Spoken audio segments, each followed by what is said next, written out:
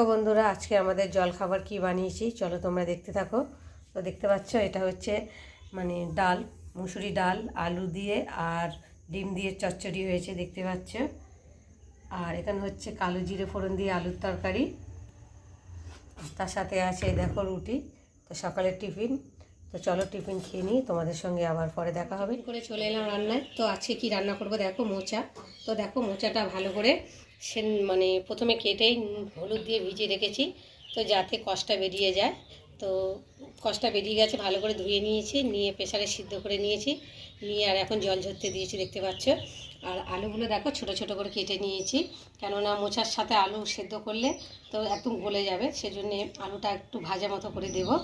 আর এখানটায় নিয়েছি দেখতে পাচ্ছ উপকরণ কী কী দেখো, চিংড়ি মাছ নিয়েছি, চিংড়ি মাছটা ভাজা হয়ে গেছে, ভেজে নিয়ে তুলে নিয়েছি। আর আদা বাটা, জিরে বাটা, আর শুকনো লঙ্কার গুঁড়ো, তেজপাতা, লঙ্কা, কাঁচা লঙ্কা। প্রথমেই সর্ষে তেল দিলাম,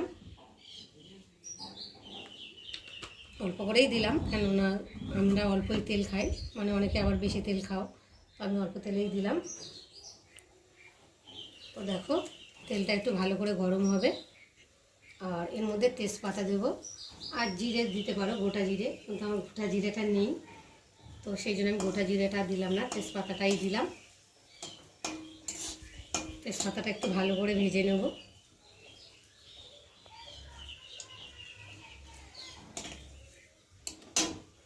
নিয়ে এবার আলুগুলোকে একটু ভেজে নেব ভালো করে তেজপাতার সাথে।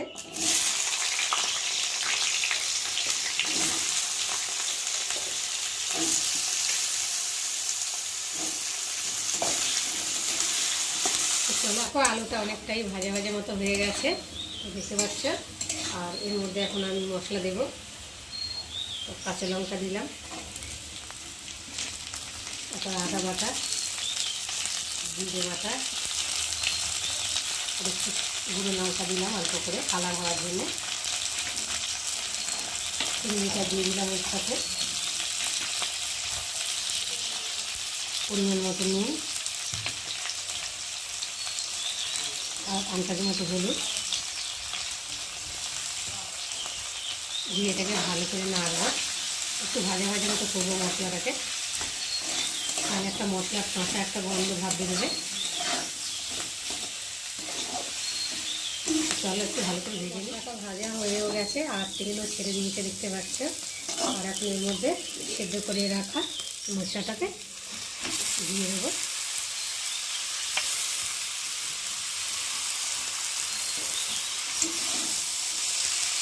দিয়ে একটু ভালো করে নাড়াচাড়া করবো, এই মশলার সাথে আবার এটা সাথে কষাতে হবে ভালো করে।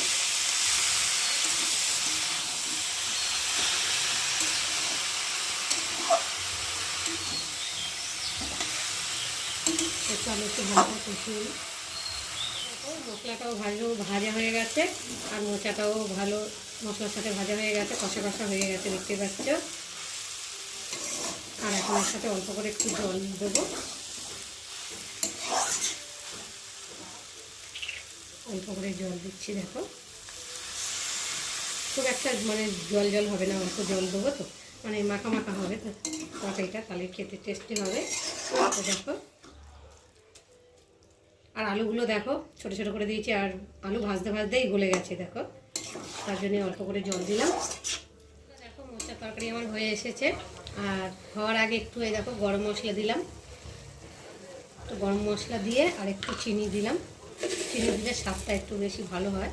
আর দেখো একটু বেশি চিনি দিলাম আমি, তোমরা চাইলে কম করে দিও, যাই হোক একটু চিনি দিলে নামার আগে খেতে বেশ ভালো লাগে, টেস্টি হয় অনেক।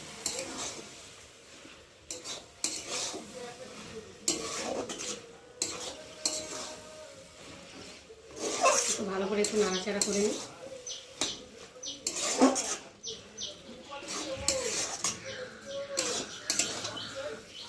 আমাদের গাছে একটা মোচা হয়েছিল, তো সেই মোচাটাকে আজকে পেরেছি।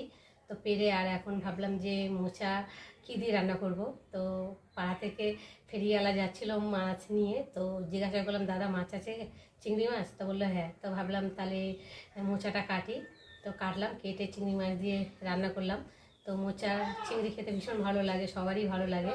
মোচার বড়া, মোচা দিয়ে অনেক রকমই পদ বানানো যায়, তোমরা চাইলে অনেক রকম বানাতে পারো। তো আমি আমার মতো করে বানিয়েছি, আমি যেমন ঘরোয়া পদ্ধতিতে বানাই। তো মোচা চিংড়িটা কেমন লাগলো তোমরা অবশ্যই আমাকে কমেন্ট করে জানাবে। আর মেয়ে বললো মা ডাল হয়ে যে গেলে আজকে তাহলে একটু পেঁয়াজি করো। তো এখন তার সেই জন্য এই যে পেঁয়াজি নিয়ে বসে গেছে, এখন পেঁয়াজি কাটছি। আর ভাবলাম তোমাদের সঙ্গে কথা বলি। তো রান্না হয়ে গেছে, তো পেঁয়াজিটা করবো, মানে লাস্টে করবো, নাহলে এখন করে রাখলে তো নরম হয়ে যাবে আর খেতেও ভালো লাগবে না। গরম গরম ভাজবো আর খাবো। তো তার জন্য পেঁয়াজটাকে ভালো করে এখন কেটে নিচ্ছি। কেটে নিয়ে এখন ভালো করে মাখিয়ে ঠাকিয়ে রেখে দেবো, বেসন টেসন দিয়ে মাখিয়ে রেখে দিয়ে তো তারপর চান টান করবো। আর কথা বলবো কি তোমাদের সাথে, দেখো না আমার ঘাম, মানে মুখ টুক দেখতেই পাচ্ছ কী অবস্থা, ঘাম হচ্ছে এত, মানে আজকে বিশাল গরম পড়েছে। গরমকাল মনে হয় পড়েও গেল, কি কষ্ট হচ্ছে এবছর, মনে হয় ভীষণ গরম হবে। আর পেঁয়াজ কাটছি, দেখো না চোখ যে জ্বালা করছে, পেঁয়াজ কাটছি ঝাঁঝে। সব কাজ সারা হয়ে গেছে, গ্যাসটার মজা রান্না বান্না সবই হয়ে গেছে। আর মেয়ে এখন চানে গেছে, আর আমি ভাবলাম এগুলো একটু রেডি করে রেখে দিই। চান করে এসে যখন খেতে বসবো তখন ভাজবো, গরম গরম ভালো লাগবে ডালের সাথে।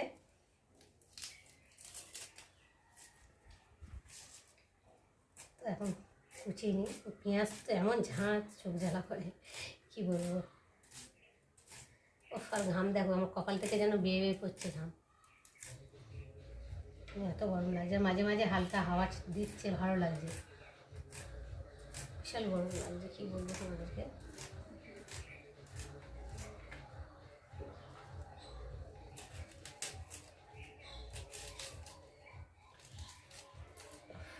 এখন সেরকম দরদর করে ঘাম পড়ছে গলা থেকে, দেখতে পাচ্ছ।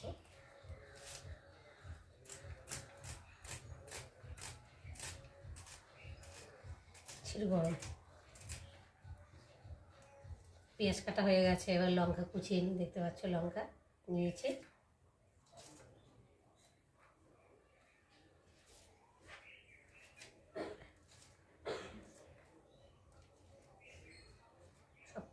আরে বাবা কি গরম হচ্ছে, কথা বলতে পারছি না তোমাদের সাথে। দেখো দেখো ঘাম, দেখো নাক দিয়ে দরদর করে পড়ছে।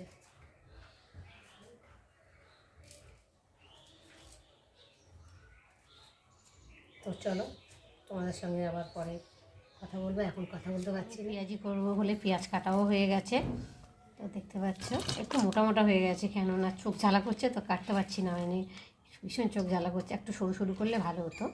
যাই হোক, একটু কেটেছে, একটু ভালো করে হাত দিয়ে চটকে নিতে হবে, নিলে তাহলে পেঁয়াজগুলো ছেড়ে যাবে। দেখো একটা সময় একেবারে তখন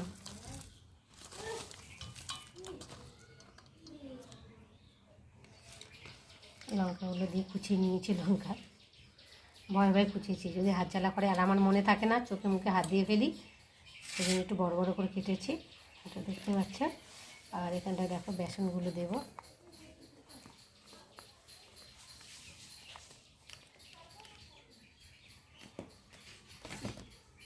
বেসন দিয়ে একটু হলুদ দেব, হলুদ দেয় না যদিও, তো আমি একটু অল্প করে দিচ্ছি।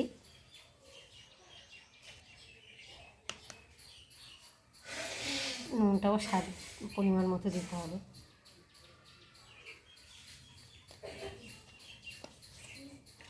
মাখি, তো মেখে দেখা যাবে, যদি নুন দিতে হয় একটু দেবো, না দিলে বেশি দেওয়া যাবে না। মানে পেঁয়াজি করাটা ভীষণই সহজ, তাই না?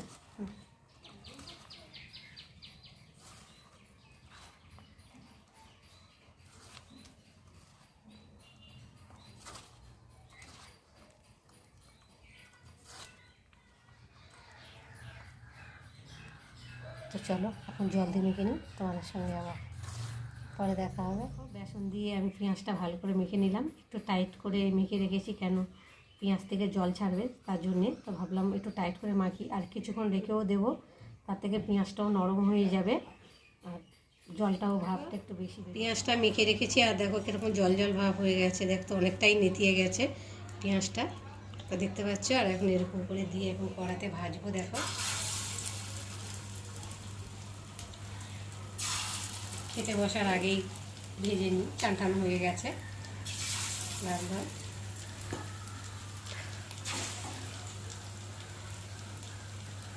দোকানে যারা পেঁয়াজি করে তারা ছাঁকা তেলে ভাজি, কিন্তু আমরা ছাঁকা তেলে ভাজি না, অল্প তেল দিয়েই ভাজি। বেশি তেল খাওয়াও ভালো না, এই গরম পড়ছে, গরমের পক্ষে অল্প তেলেই খাওয়া ভালো, বেশি রিচ খাবার খাওয়াও ভালো না। তো চলো এখন পেঁয়াজি হয়েও গেছে, লাল লাল হয়েছে, দেখো কত সুন্দর। একটু লাল লাল না হলে ভালো লাগে না পেঁয়াজি দেখতে।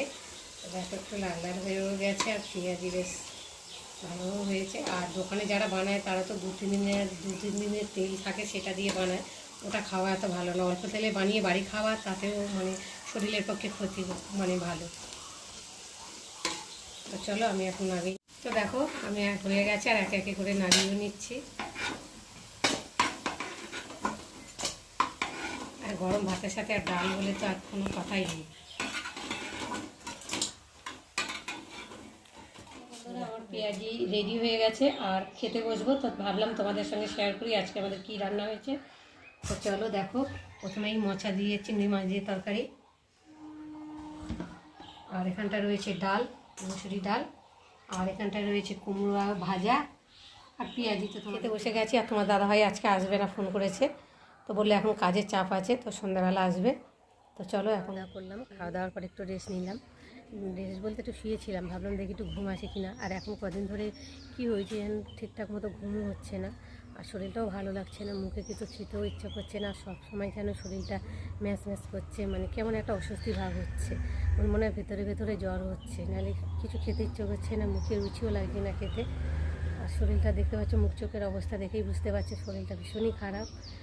আর ভেতরে ভেতরে জ্বরই হচ্ছে, কারণ মাঝে মাঝে শীত শীত করছে, আবার সে কেমন যেন একটা হচ্ছে, তোমাদেরকে কী করে বোঝাবো বলতেও পারছি না। যাই হোক, তো দেখতে পাচ্ছ এই যে আমাদের বাড়ির সামনে, মানে বাড়ির ঘর থেকে লাভ দেই সামনে দেখতে পাচ্ছ একটা তুলসী গাছ হয়েছে, কত বড় দেখতে পাচ্ছ। তো এটা হচ্ছে রাম তুলসী, আর একটা আছে সাদা তুলসী হয়। তো আমাদের বাড়িতে দেখো একটা রাম তুলসী হয়েছে, তো দেখতে পাচ্ছ তো কতটা বড় হয়েছে, ঝাঁকড়াও হয়েছিল। তোমাদের দাদাভাই ভালো করে বাড়ি ছিল, তো ভালো করে ছিটে ছাটে ডালফালা যাতে নিচে না ঝুলে পড়ে, তো দেখো ভালো করে দড়ি দিয়ে বেঁধে দিয়েছে, বেঁধে দিয়ে দেখো বেঁধে দিয়েছে। তোমার দাদাভাই বলছে এই তুলসী গাছটা ভালো করে পাকা করবে, মানে মন্দির মতো করবে। তো কবে করবে ভগবান যবে দিন দেবে তখন করবো, কী করবো বলো। তো যাই হোক, তোমাদের দাদাভাই একা খাটে, একার উপরে সংসার, মানে বুঝতেই পারছো মেয়ের খরচা, এদিকে মানে সংসার তেমনও তোমাদের দাদাভাই একটা ইনকাম করে না যে বড় কিছু। তো যাই হোক করে ইনকাম করে, কোনো রকমভাবে আমাদের চলে, খাওয়া দাওয়া, এলাক পোশাক, মেয়ের পড়াশোনা এইসব হয়, কোনো রকমভাবে হয়।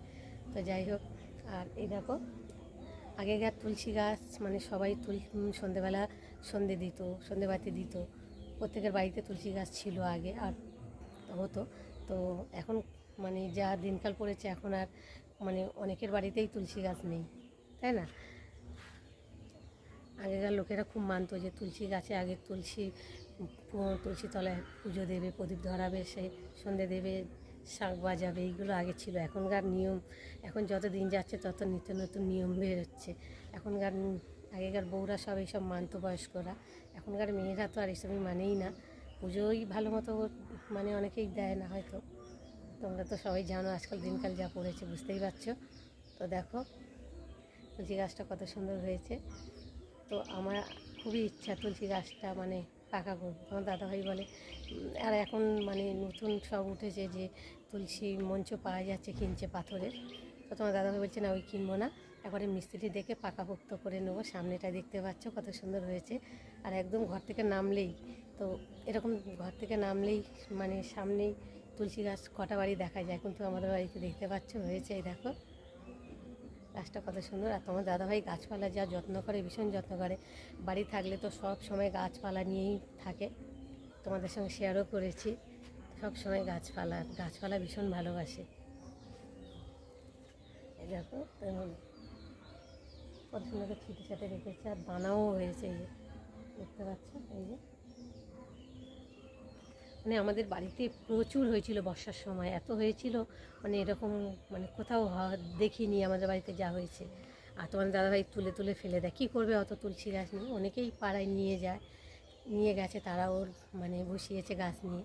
তো দেখতে পাচ্ছ, আর এই দানা হলে তো পুরো মানে ছেঁকে যায়, ভর্তি হয়ে যায় তুলসী গাছ দেখতে পাচ্ছ। আর আমি দেখো তুলসী তলায় প্রতিদিন সন্ধ্যে দিই, শাঁখ বাজাই, মানে ধুনো দিই, এই ধুনো না মানে ধূপ দিই। তা দেখতে পাচ্ছ, সরি ভুল হয়ে গেল একটু, যাই হোক। তো দেখো, আর তোমার দাদাভাইয়ের গাছপালা ভীষণ শখ, ভীষণ যত্ন করে আর ভীষণ শখ। কিন্তু এখন মানে সময়ের অভাবে মানে তেমন একটা মানে গাছপালার দিকে অত খেয়াল দেয় না, কিন্তু বাড়ি থাকলে সব সময় গাছপালা নিয়ে থাকে সব সময়। তো এবছরে তেমন ভালো গাছ লাগাতে পারিনি। তো যাই হোক, আর তোমাদের সঙ্গে